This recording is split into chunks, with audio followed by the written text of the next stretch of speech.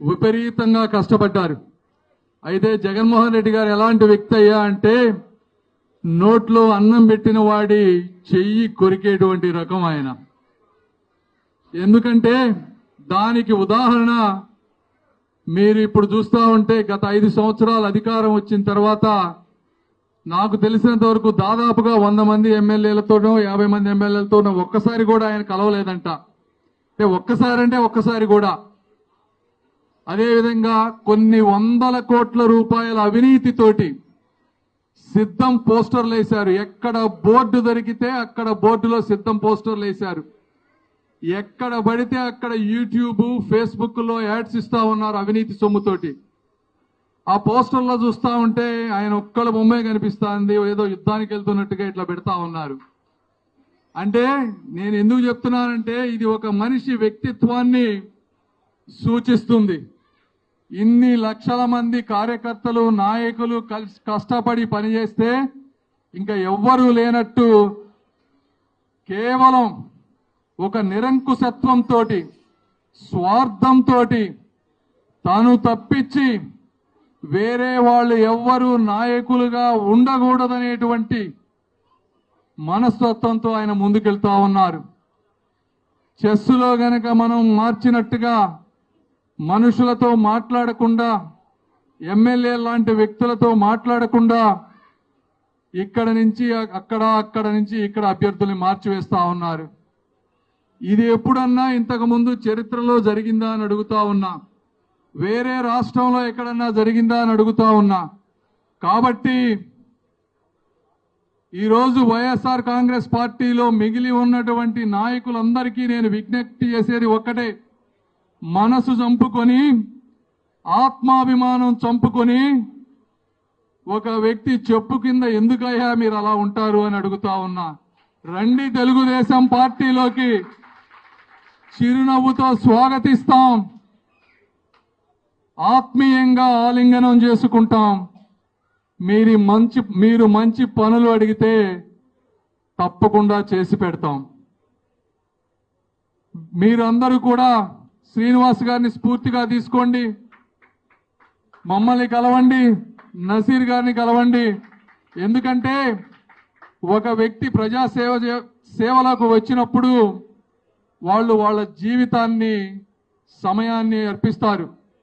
పొద్దున్న నుంచి సాయంత్రం దాకా వర్క్ చేస్తారు, ఫ్యామిలీతో టైం గడపరు, డబ్బులు ఖర్చు పెట్టుకుంటారు. ఇవన్నీ ఎందుకు చేస్తారయ్యా అంటే ఒక సాటిస్ఫాక్షన్, 10 మందికి ఉపయోగపడుతున్నాం అనేది. అదేవిధంగా కొంత ఆత్మాభిమానం కోసం కష్టపడతారు తప్పించి వేరే విధంగా కాదు. అయితే ఈ జగన్మోహన్ రెడ్డి గారికి వాటి విలువలు ఏ మాత్రము తెలియదని మీ అందరికీ నేను తెలియజేసుకుంటా ఉన్నాను. అదేవిధంగా ఆయన గురించి, ఆయన చేసినటువంటి అరాచకపు పాలన గురించి మాట్లాడాలంటే కొన్ని గంటల సమయం పడుతుంది. ఈ సభలో నేను ఒకే ఒక విషయం చెప్పదలుచుకున్నా. ఆయన ఏమంటున్నారంటే ఈ ప్రభుత్వం చేసినటువంటి పనులు పేదలకు పెత్తందారులకు మధ్య జరిగినటువంటి యుద్ధం అని అడుగుతా ఉన్నా. నువ్వు ఏ విధంగా పేదవాడివయ్యా నేను అడుగుతా ఉన్నా. నీకు బెంగళూరులో 25 ఎకరాల్లో ప్యాలెస్ ఉంది, హైదరాబాదులో ప్యాలెస్ ఉంది, తాడేపల్లిలో ప్యాలెస్ ఉంది, మళ్ళీ వైజాగ్లో పెద్ద ప్యాలెస్ కట్టుకుంటున్నావు. నువ్వు పేదవాడివి ఎలా అవుతావు అని అడుగుతా ఉన్నా. రెండోది, అన్నా క్యాంటీన్లో ఎవరు భోజనం చేస్తారు? పేదలు భోజనం చేసేవారా, పెత్తందారులు భోజనం చేసేవారా అని అడుగుతా ఉన్నా.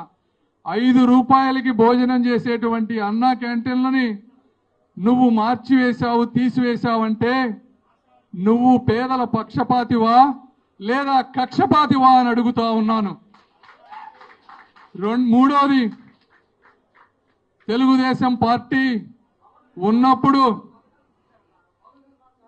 శాండ్లో అక్కడక్కడ ఇబ్బంది జరుగుతా ఉంది అని చెప్పి ఆయన ఫ్రీ శాండ్ చేస్తే నువ్వొచ్చి నో శాండ్ చేశావా లేదా అని అడుగుతా ఉన్నాను. నీ మూలంగా 50 లక్షల మంది భవన కార్మికులు పస్తులు ఉన్నారా లేదా 2 సంవత్సరాలు పని లేకుండా అని అడుగుతా ఉన్నా. వాళ్ళు అప్పుల పాలు అయ్యారా లేదా అని అడుగుతా ఉన్నా. ఈ రోజు నేను మాట్లాడుతూ ఉంటే ఒక వ్యక్తి చెప్తా ఉన్నారు, 2014-19 మధ్య మీ ఆదాయం ఎంత అంటే 20 నుంచి 25 వేల రూపాయలు వచ్చేదంట. ఈ రోజు ఎంత అంటే 12,000 రూపాయలు వస్తుంది అంటున్నారు. అంటే సగానికి సగం వాళ్ళ జీవిత ఆదాయం పడిపోయి నిత్యావసర ధరలు విపరీతంగా పెరిగిపోతే వాళ్ళు అప్పులు చేయలేక జీవితాన్ని ముందుకు తీసుకువెళ్ళలేక ఒక డిప్రెషన్లో ఈరోజు బతుకుతున్నారయ్యా జగన్మోహన్ రెడ్డి గారు. ఇది కేవలం నీ కక్షతో గాక నువ్వు పేదల పక్షపాతి అంటే ఎలా నమ్ముతారు అని నేను అడుగుతా ఉన్నాను ఈ రోజున. అదేవిధంగా తాడేపల్లిలో మీరు ఇళ్లు కట్టుకుంటే మీ చుట్టుపక్కల ఉన్నటువంటి పేదవాళ్ల ఇళ్లన్నీ కూలగొట్టారా లేదా అని అడుగుతా ఉన్నా. అంటే మీ చుట్టుపక్కల పేదవాళ్ళు ఉంటే మీకు సేఫ్టీ ఉండదా అని అడుగుతా ఉన్నా. మీరు పేదల పక్షపాతి ఎలా అవుతారు అని అడుగుతా ఉన్నా. అదేవిధంగా కరెంటు బిల్లు ఉంటే స్లాబ్ సిస్టమ్ తీసుకుంటే తెలుగుదేశం పార్టీ ఉన్నప్పుడు 50 యూనిట్లు ఉన్న వాళ్ళని ఒక లెక్కలో చూసేవారు. వాటిని 30 యూనిట్లుగా మీరు తగ్గించారా లేదా? 50 యూనిట్ల లోపు ఉండేవాళ్ళు ఎవరు పేదవాళ్ళ కాదా? 30 యూనిట్లకు తీసుకొచ్చావంటే నువ్వు పేదల పక్షపాతి ఎలా అవుతావు అని అడుగుతా ఉన్నా. పేదల పక్షపాతి అంటే కేవలం బటన్ నొక్కటం ఒక్కటే కాదు, పేదలని నిజమైన పేదరికంలో నుంచి బయటపడేసేటువంటి మార్గమే నిజమైన పేద ప్రజల పక్షపాతం. అది ఎలా అంటే ఒక వ్యక్తి ఈ రోజు గనక కష్టపడి పనిచేసేటువంటి ఒక ఉద్యోగం వస్తే రోజుకి 1000 రూపాయలు సంపాదించుకుంటే నెలకు 30,000 రూపాయలు, సంవత్సరానికి 4 లక్షల రూపాయల ఆదాయం ఒక వ్యక్తికి వస్తే అతను తన కాళ్ల మీద ఆత్మాభిమానంతో బతికితే అప్పుడు దాన్ని పేదరికం నుంచి దూరం చేసినట్టు అంటారు. అదేవిధంగా ఈరోజు ముస్లిం మహిళలు ఇళ్లలో నుంచి బయటకు వెళ్ళలేక, వాళ్ళకి ఒక స్కిల్ లేక, కుటుంబ భారం ఎక్కువై పేదరికంలో మగ్గుతా ఉంటే వారికి ఒక స్కిల్ చూపించి వారి జీవన ఆదాయం పెంచి వారిని కూడా ఆత్మాభిమానంతో పేదరికం నుంచి బయటపడి చేస్తే దాన్ని పేదల పక్షపాతి అంటారు. పేదవాళ్ళకి ఉండే విధంగా ఏదో ఓట్ల కోసం కాకుండా కనీసం ఒక 100 గజాలతో పక్కా ఇళ్లు కట్టించి వాళ్ళని ఆదుకుంటే వారిని పేదల పక్షపాతి అంటారు. వాళ్ళ స్థలాల పేరు చెప్పి 20 లక్షల రూపాయలు విలువ చేసేటువంటి పొలాలని 40-50 లక్షల రూపాయలు పెట్టి మీ ఎమ్మెల్యేలు కొని డబ్బు దోచుకొని ఎక్కడో ఊరికి అవతల 1 సెంటు భూమి ఇచ్చి వాళ్ళు ఇళ్లు కట్టుకునే స్తోమత లేదని తెలిసినా కూడా మీరు ఒక రకమైన రాజకీయం చేస్తా ఉన్నారు అంటే మీరు పేదల పక్షపాతి ఎలా అవుతారు అని నేను అడుగుతా ఉన్నా. కాబట్టి ఇలా నేను చెప్పుకుంటా పోతా ఉంటే జగన్మోహన్ రెడ్డి గారి అరాచకమైనటువంటి రాజకీయం వర్ణించలేనిది. కాకపోతే మీరంతా తెలివైన వాళ్ళు. నేను చెప్తా ఉన్నాను, నేను కూడా ఈరోజు ఎంతో దేవుడి దయ వల్ల అభివృద్ధి చెందాను. నాకు జీవితంలో పెద్దగా ఆశలు లేవు. దేవుడు నాకు కావాల్సినవన్నీ 2-3 తరాలకు సరిపోను ఇచ్చాడు. సంపూర్ణమైనటువంటి సాటిస్ఫాక్షన్ ఉంది నాకు లైఫ్ మీద. కేవలం మీ ఆత్మాభిమానాన్ని, మీ ప్రేమని మూటగట్టుకోవడానికి వచ్చానే తప్పించి, మీ జీవితాల్లో వెలుగులు తీసుకురావడానికి వచ్చానే తప్పించి నాకు ఎటువంటి దురుద్దేశం కానీ సెల్ఫ్ ఇంట్రెస్ట్లు కానీ లేవు అని మీ అందరికీ నేను తెలియజేసుకుంటా ఉన్నాను. మేము వచ్చిన తర్వాత నేను ఈస్ట్ నియోజకవర్గంలో తిరిగినప్పుడు అత్యంత పేదరికం చూశాను. ఈ పేదరికానికి కారణమైనటువంటి కారణాలు కూడా నేను ఈరోజు తెలుసుకుంటున్నాను. ప్రతి ఒక్కరికి, చదువుకున్న యువకులందరికీ, అదేవిధంగా పేదరికంలో ఇళ్లల్లో మగ్గిపోతున్నటువంటి మైనారిటీ సోదరీమణులకు, అదేవిధంగా వృత్తిలో ఉండి చాలని సంపాదనతో బతుకుతున్నటువంటి బడుగు జీవులందరికీ కూడా ఏదో ఒక విధమైనటువంటి న్యాయం నేను చేస్తానని, దానికి మనస్ఫూర్తిగా ప్రయత్నం చేస్తానని మీ అందరికీ తెలియజేసుకుంటా ఉన్నాను. ఇంకొకటి, ఈ ప్రాంతంలో మైనారిటీ సోదరులు ఎక్కువ మంది ఉన్నారు. నేను ఒక్కటే చెప్తా ఉన్నాను, గత 5 సంవత్సరాల్లో జగన్మోహన్ రెడ్డి గారు బీజేపీకి బ్యాక్ డోర్ నుంచి సపోర్ట్ చేస్తున్న మాట వాస్తవం. ఆయన ఏ బిల్లుని వ్యతిరేకించలేదు కదా, కనీసం చర్చ కూడా చేయలేదు. మేము ఇప్పుడున్నటువంటి రాష్ట్ర ప్రయోజనాల దృష్ట్యా తెలుగుదేశం పార్టీ బీజేపీతో పొత్తు పెట్టుకోవాల్సిన స్థితి వచ్చింది. అయితే మీరందరూ ఒక్కటే గుర్తుపెట్టుకోండి, మీ హక్కులకు కానీ మీ స్వేచ్ఛకు కానీ ఏ రోజైనా భంగం కలిగితే ఈ గుంటూరు ప్రజలకి అది పెమ్మసాని దాటుకొని మాత్రమే వెళ్ళాలి అని మీరందరూ తెలుసుకోండి.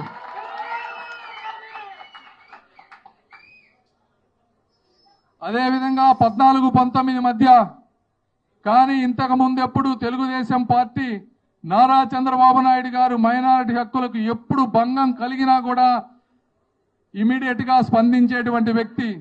ఈ రోజు సెంట్రల్ గవర్నమెంట్ తో తెలుగుదేశం పార్టీ విభేదించడానికి అక్కడక్కడ మనస్పర్ధలు రావడానికి కారణం ఆ రోజు గోద్రాలో జరిగిన విషయంలో చంద్రబాబు నాయుడు గారు గొంతెత్తి గళం విప్పటమే అని మీరందరూ అర్థం చేసుకోవాలి.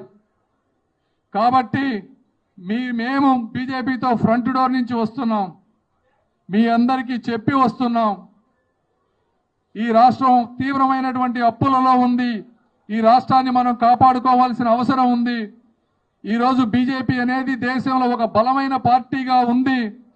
దాన్ని ఎదిరించేటువంటి శక్తి ఎవరికీ లేదు సమీప భవిష్యత్తులో. కాబట్టి స్నేహం చేయటమే తప్ప ఆవేశాలకు పోయి అనాలోచితమైనటువంటి నిర్ణయాలతో వ్యతిరేకించడం భావ్యము కాదు అని చెప్పి నారా చంద్రబాబు నాయుడు గారు తగ్గి ఈ రాష్ట్ర ప్రజల కోసం ఆయన ముందుకు వెళ్తున్నారు.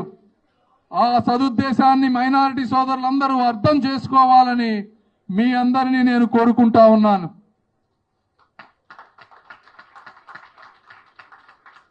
అదేవిధంగా ఆఖరిగా ఈ గత 20 సంవత్సరాల నుంచి ఇక్కడ తెలుగుదేశం పార్టీ గెలవలేదు. ముఖ్యంగా గత 10 సంవత్సరాల్లో మీరు ఒక ఎమ్మెల్యేని చూశారు. ఆయన్ని మైనారిటీ సోదరులు ప్రేమతో 2 సార్లు గెలిపిస్తే మొదటిసారి నా గవర్నమెంట్ లేదని తప్పించుకున్నారు. రెండోసారి ఆయన గవర్నమెంట్ వచ్చాక డ్రైనేజీలు చూడకుండా, రోడ్లు వేయకుండా, పేదలకి పక్కా ఇళ్ళు ఇవ్వకుండా ఒక గంజాయి వనాన్ని తయారు చేశారు. ఏమయ్యా, పిల్లల భవిష్యత్తుతో ఆడుకుంటూ ఇక్కడి నుంచి గంజాయిని రాష్ట్రమంతా సరఫరా చేస్తూ ఆ డబ్బుతో నువ్వు గాని నీ కుటుంబం గాని ఎలా బాగుపడుతుందయ్యా? ఇంత పేద ప్రజల జీవితాలతో ఆడుకొని అడుగుతా ఉన్నాను.